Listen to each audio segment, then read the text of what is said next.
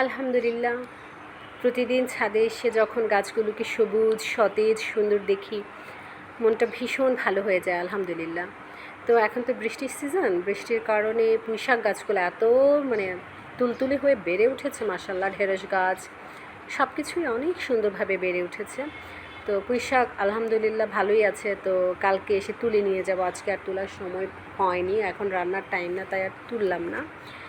এক একটা ঢেঁড়সের পাতা মাশাআল্লাহ অনেক সুন্দর হয়েছে আলহামদুলিল্লাহ। বৃষ্টির কারণে আসলে বৃষ্টি পেলে গাছ অনেক সুন্দর হয়, ফল ফুলে আমার ছাদ মাশাআল্লাহ সবুজ হয়ে গেছে একদম আলহামদুলিল্লাহ। তো দেখলাম যে গাছে অনেক লেবু আছে। আমি কুরবানির ঈদের আগের দিন অনেক লেবু পেড়ে নিয়ে গেছি গাছ থেকে। আমার মোটামুটি এখানে 8-9টা গাছ আছে, সবগুলো গাছে অনেক লেবু ধরে। তো তারপরে কচু শাক দেখলাম, এদিকে দেখলাম যে পেয়ারাটা পেকে আছে, তো হাত দেওয়ার সাথে সাথে হাতে চলে আসছে পেয়ারাটা মাশাআল্লাহ। পেয়ারাটা ভিতরে একটু লাল টাইপের ছিল, বেশি বেশি লাল হয়নি, পেয়ারাটা মেবি পড়ে গেছে অতিরিক্ত বৃষ্টির পানির কারণে আর কি, হালকা লাল হয়েছে, আর একটু পাকা উচিত ছিল। তো এইদিকে আমার এই গাছটা মতে ফুলে ভরপুর হয়ে গেছে একদম, এত ফুল কেউ মনে হয় পেরে নিয়ে যায় সকালে। আমার বিল্ডিংয়ে অনেক ভাড়াটে আছে হিন্দু, ওরা অনেক ফুল পেরে নিয়ে যায়, আমি কালকেও দেখে গেছি অনেক ফুল। এদিকে আলহামদুলিল্লাহ আমার পেঁপে গাছে অনেক পেঁপে এসেছে, সবগুলো গাছে আলহামদুলিল্লাহ। মানে দেখে এত ভালো লাগে, নিজের গাছে নিজের হাতে লাগানো গাছে যখন এত মানে অল্প ধরেছে, এটা দেখেই আমার শান্তি লাগে। তো এদিকে এই লেবু গাছটাতে আমার অনেক লেবু ধরে, তো অনেক লেবু তুলেছি আমি ঈদের সময়।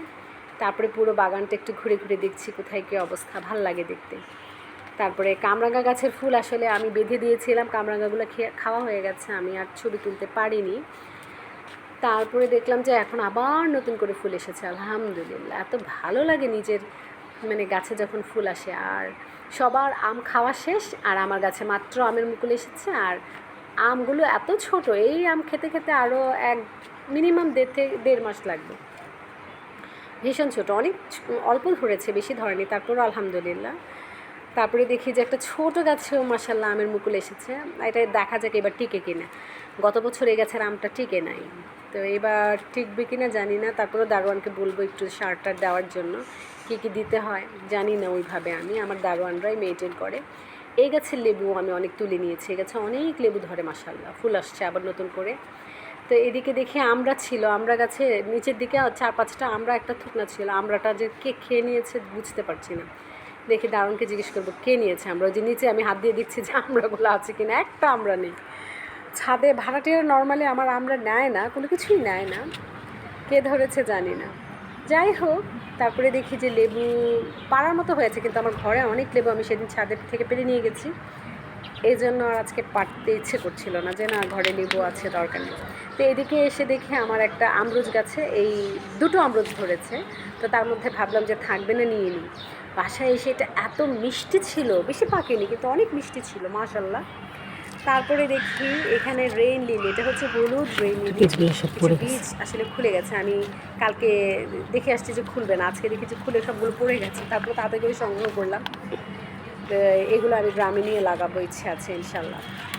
তো এই তো অনেকগুলো বীজ হয়ে গেছে, এগুলো থেকে অনেক গাছ করা যাবে আর ইনশাআল্লাহ।